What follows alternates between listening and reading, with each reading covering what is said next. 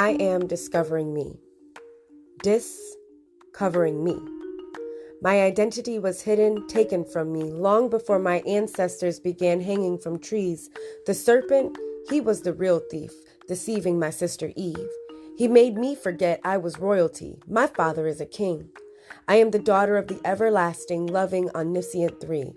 He came to give me life. This world wants to take it away. He never intended for it to be this way. Free will, a blessing and a curse. Say my name. My life matters. God said it first. Discovering me. Redefining my identity. Made fearfully and wonderfully, flaws and all, my destiny was altered when I heard his call. I can't see where I'm going, but I know what I'm leaving behind. My faith is blind, lamps at my feet as I shoulder his load. I feel light, I see life as I walk the Samaritan road.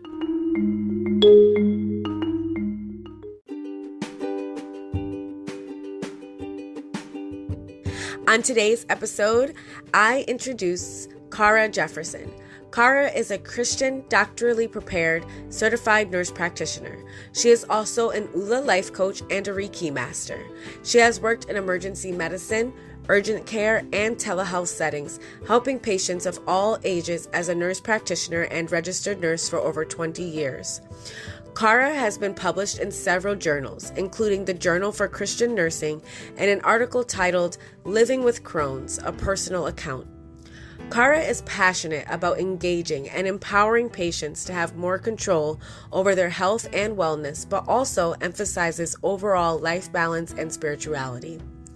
As a result of her own journey, she turned to functional medicine and is in the process of obtaining certification to help others find the root causes of their chronic gut health problems through her virtual business, KAJ Wellness. The core pillars of KAJ Wellness focus on gut health through diet, sleep, stress management, mindfulness, and movement. On this episode, Khara gives us practical tips for dealing with chronic illness, Crohn's disease, as well as some tips on dealing with stress and being an advocate for yourself in the medical field.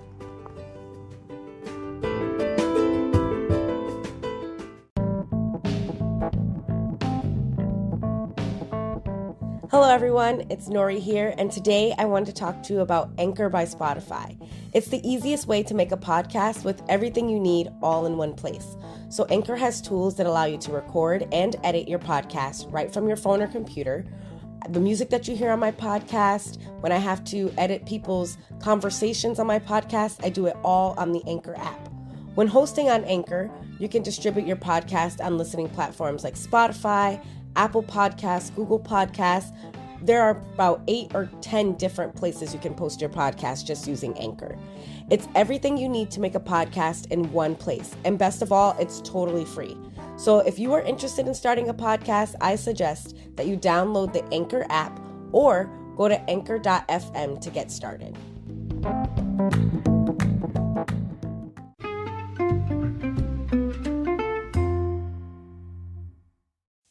Hello, everyone. This is Nori, your host of the Discovering Me podcast. And today I am talking with Khara Jefferson? Khara Jefferson. And we're going to be talking about how suffering produces perseverance. So I'll go ahead and let Khara introduce herself. Hi. Thank you so much, Nori, for having me. I am a functional wellness consultant and a nurse practitioner who's been practicing for years and years. And I currently see clients one-to-one in my business that focuses on gut health. Oh, cool. So, excited to be here. Awesome. Well, thank you so much for joining us. And so I just wanted to get a little bit of your own personal story. What led you to your career, or what brought you interest in being on the show today? So, when I first saw this, I was like, whew, suffering. Huh. I could have probably written a book on this 20 years ago and probably for 10 years, if not more, of my life. Wow. My journey began over 20 years ago when I started having really bad abdominal pain, bloody diarrhea, lost 10 pounds in less than a month. Wow. And they kept telling me nothing's wrong with me. I just had a stomach bug, and I knew that I didn't just have a stomach bug. So it turns out, fast forward, had a colonoscopy, was diagnosed with a severe case of Crohn's disease, which is an Mm. autoimmune disease that affects you anywhere from your mouth to your anus. And it was like the minute I got the diagnosis, my body shut down. Wow. It was hospitalization after hospitalization after hospitalization, got down out of the hospital, weighed 60 pounds. Wow. Yeah, Wow.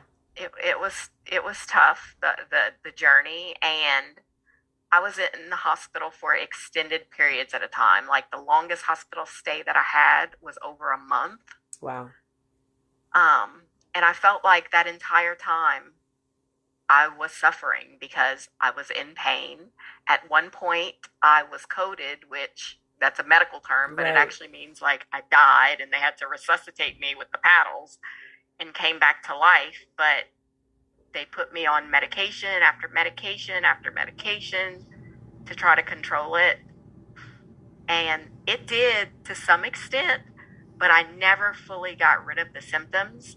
And so I always felt like I was suffering in silence or Mm. suffering behind closed doors where only my parents could see what was going on with me. But to the rest of the world, it was like I didn't exist. That's literally how it felt. Wow.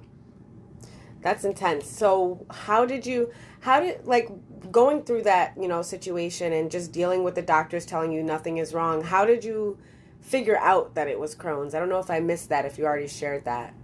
No, so I was at the time I was a biology undergrad with plans to go to medical school, right? The Ah. same system that failed me. And so I knew that my symptoms had been going on for over 3 years, like intermittently. And every single time it was stomach virus, stomach virus, stomach virus.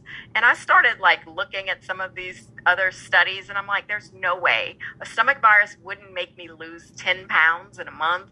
And Right. it typically doesn't give you bloody diarrhea. So that's when I decided to take matters in my own hands. So I was still under my parents' insurance. I called them and I'm like, I need to know what to do and where I can turn to because this was not a helpful visit. And they were Right. like, here's the number to the insurance company. So I called the insurance company. They gave me a list and I called every single gastroenterologist, made an appointment, called them back, canceled that appointment because somebody could take me sooner Right. until I went with somebody who could take me the soonest. I had a colonoscopy the following Monday, and that's when we found out that I had a Wow. really severe case. Wow. And so you said after you got your diagnosis, your body shut down. Like, what did that look like? Well, you said you spent a month in the hospital, but like, even I can imagine just like emotionally, mentally, spiritually, how did that like affect you? It was exhausting. It was draining. I also had a toddler Oh no. at home, and so my parents and my sister and everybody was taking care of him. So I felt like I couldn't be Mm. the mother that he needed to be. It was also, at the time, I was like 20 years old. And so I felt like I'm not enjoying life. So it was like the friends that I had, it was almost like they kind of forgot about me because they were living their life. Right. And meanwhile, I was stuck in a hospital bed. The only people who were there were my parents, coming, they pretty much stayed to try to figure out what was going on. But the other thing, literally, my body shut down. I was dehydrated. I ended up with a major GI bleed. Wow. And then that's what led to me coding. Wow. So mentally, I just wasn't there. Brain fog, confusion, loneliness, sadness, depression, you name it, I felt it. Right. Is that what led you to your current career now? Is this how you ended up on this journey? Yeah, so it is. So, I couldn't, the doctors said, you cannot go to medical school because the stress is going to kill you. Stress worsens your autoimmune disease. Oh wow. So I was never good at following directions and people telling me what I can't do. So I felt, being isolated, I was like bored out of my mind. So I'm like, oh, well, let me go to nursing school. So went to nursing school. Then same thing as almost probably going to medical school. Went to back to school for nurse practitioner, got my master's. And then I even got my doctorate degree. Oh, And wow. throughout all of that, I would have these bouts of pain, cramping, can't get out of bed, vomiting all the time, running to the toilet. And I'd have surgery, and I'd have another surgery, and I'd have another surgery. So I only have half of my large intestines and about half of, a little bit less actually than half of my small intestines. But at the end, I was just like, enough of you guys cutting on me.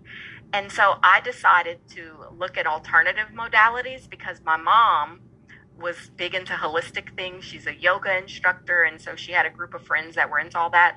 So when my doctor said after my last bowel obstruction, like, I'm going to need to do surgery again, I started researching, and I found a place that did manipulative physical therapy on your abdominal scars, because we knew that those adhesions were causing my symptoms. Right. And so I did that, and then through talking with them, they started telling me about all these other things like functional medicine, and I started doing my own research, and here we go. I have been in remission for a couple of years now. That's awesome. Yeah. So what did you learn in that process through, suffering and being told that you couldn't do the things and you did them anyway? What did you learn through that time period? So I learned quite a bit. I learned that, number one, some of what is in this world is completely, you think, within your control, but a lot of it, there were many days where I prayed, because prayer is like one of the only things that really got me through this. But I also learned that just because people, including me, we go to school for all these years, and you think that the doctors have all the answers. Well, the truth is, sometimes they just don't. Right. They can only do their best with what they're trained. And so it's really important to advocate. Be your own advocate for yourself. You know your body more than anything else. And having a support system, that's like the biggest thing. Because I think that if my parents would not have been there, that I would not have been able to get as far as I have. They took care of my son. They were there for everything throughout the process. That's awesome. And so, if anybody else is, going through, a difficult situation, right? If they're, or maybe even some of your patients, right, that you deal with, how do you help them to overcome those obstacles? And what, tools or practicals could you give them? So, one of the things that I didn't start at that time, but, in retrospect, I wish I did. I wish I would have started my gratitude journaling. So it's something that when you're in the darkest hours and you feel so alone, just finding the smallest thing to be grateful for. And so when I started this, it was, okay, what's one thing you can be grateful for today? Then it became, what are 3 things you can be grateful for today? And then it became 5 things. And so that helped to start changing my mindset. Right. And my mindset, because your brain and your gut are connected. So the more I started being grateful, the more good things started happening that I could recognize in my life. And I just never, ever gave up. So I don't want anybody to feel like, it's hard not to say, why me and why not that person? Right. The thing about it is, you don't know what that other person is suffering with. Right. When people first looked at me, they were like, oh, well, she looks normal, until I got out of the hospital and I looked like 60 pounds, which is skin and bones. Right. So being on the other side of it, are there any things that and this is more specific to Crohn's disease, right? This question, because I feel like maybe we might have someone listening who might be dealing with this. And so is there anything specific that they should ask or bring up, or just, I don't know, you talked about advocating for yourself. So I'm what are some specific questions maybe? So some specific things are, don't let people tell you that, Crohn's, you're going to be stuck on all of these medications for the rest of your life. There are other alternatives out there. They may not be covered by insurance. So, some people may have a hard time navigating that part of it, but also recognizing that diet is huge. And the decisions that you make today, so the food that you're eating today may not necessarily affect you today, but it will affect you in 10 years. And so that could potentially be making your symptoms worse. Right. And just like they said, stress, your body will never heal if it's in a constant state of stress all the time. And so, had I known that, all the things that I did to push my body, yes, that probably led to me having surgery after surgery after surgery. And I wasn't eating right. I wasn't doing any of those things because I never expected it to happen to me. Right. What are some techniques for dealing with your stress that you've developed? So I do, you can see my little girl back here. Yes. So I do some meditation work. I also try to do yoga because I realized that once I was able and fully capable of doing all these things, that I wanted to really get out there and exercise, right? I wanted to run every day and do all of those things. But even when you do those high intensity things like that, it puts extra stress on your body. Right. So your body needs time to just get into its parasympathetic state, relax, and then actually healing can begin. There are other things. Find something to be joyful about every day. We like to call that our vitamin J. Oh, so I love that. If you like to laugh, like put it on something that'll make you laugh a couple of times a day. If your thing is dancing, and yes, you may be hurting with your Crohn's disease, there's a time that you could even be in the bed listening to music, do a little dance. If that's what makes you smile, do it.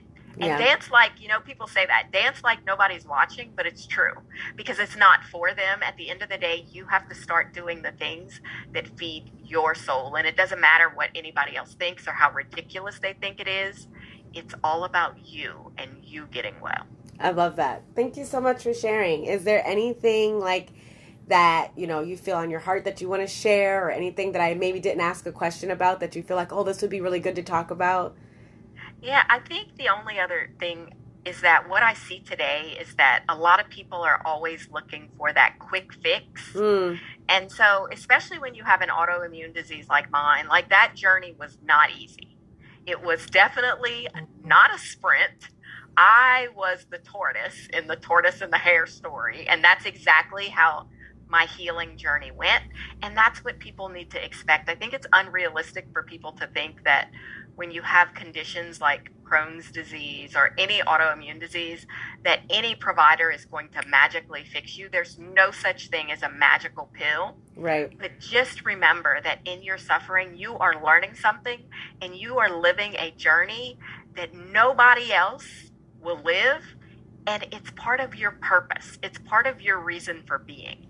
So please, please, please don't ever give up on yourself. I love that. Thank you so much for sharing. Would you say that you found, so a lot of what my podcast is about finding your purpose and going after your passions and like really just understanding like what it is that you just love and embracing it. And so would you say that through your suffering that you kind of figured out your lane and figured out where you wanted to go, like your purpose? I think I finally, it's taken a while, lots of education that I'm not using all of it anymore. But I think with me as a wellness consultant, but given my background in medicine, I am learning that my mess, my story, who I am, is all part of who I was meant to be. And even though I didn't understand all the pieces as I was going through them, now I see them. And I also think, because I think about when I was coded, and I don't think I told you this, but when I was coded, I remember seeing my grandmother who had passed away. And she kept telling me, like, you have to go back.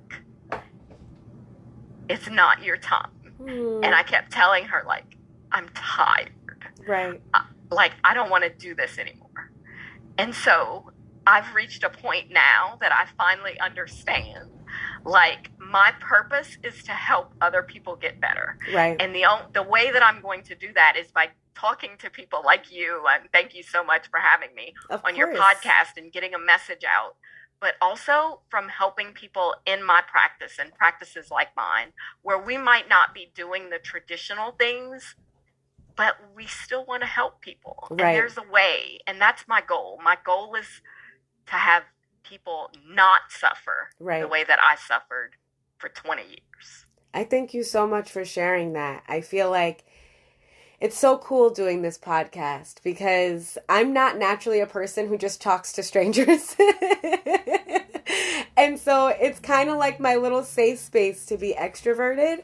And I've just met so many amazing people like you who have these amazing stories that I really think could just inspire others and just help people to see that they're not alone in their struggles, you know? And that's the whole purpose of my podcast. And it's funny because me going through my own stuff is what made me start this podcast. So it's just really cool to see how it's all coming together and how God has just really orchestrated all of these cool interviews and dynamics that I've had. So I just want to thank you so much for just sharing your personal story and for being vulnerable and just, you know, being willing to come on my show. It's really been great. Well, I enjoyed it, and I think that this is a huge platform. Podcasting is huge. And one day I hope to be able to keep sharing my message the same way, but I used to be so shy, so I'm introverted too.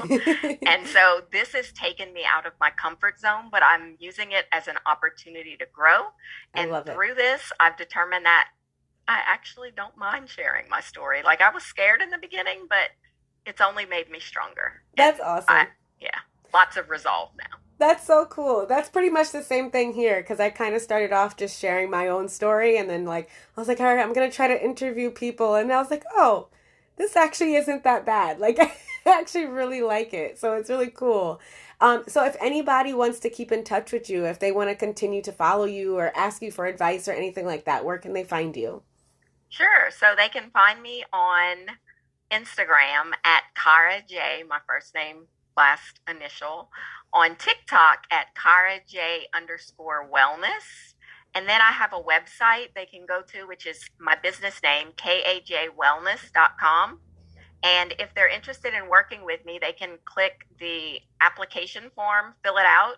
It automatically opens up to my calendar to schedule a 15-minute phone call free. Oh, like, cool. There's nothing in it, just so that we can have a conversation about what's going on with you. Awesome. Thank you so much, Khara. It was so nice to have you on the show. Thank you for having me.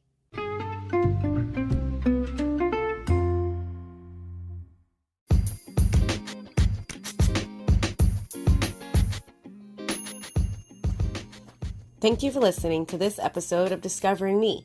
I hope that you are inspired and spurred on toward a deeper connection with God. If you're looking for a church in the Southern Connecticut area, search Southern Connecticut Church of Christ. And don't forget to tune in 2 weeks for a new episode of Discovering Me. And always remember to faithfully pursue a life of passion.